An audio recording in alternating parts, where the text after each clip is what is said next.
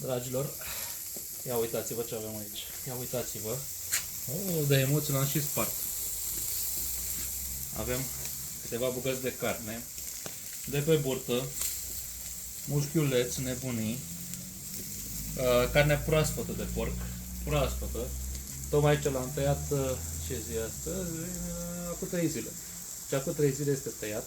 În ograda bunicii, am ajutat-o, tot ok, frumos. Și acum îi facem un grătărel, așa cum îi place, cu cărniță, cu cărnat proaspăt, cu tot ce vrei, mirodeni, nebunii. Mie îmi place să, de fapt, ei îi place, că așa, de la ea am învățat rețeta, să lăsăm bucățile de carne mai groase, da? Să fiarbă în sucul lor, în zeama lor, și după le mai crestăm, dacă, na, se întâmplă să nu fie făcute la jumătate sau cine știe ce. Jarul e destul de puternic, doar că, din păcate, nu vă pot transmite mirosul ăsta, care e absolut demenție.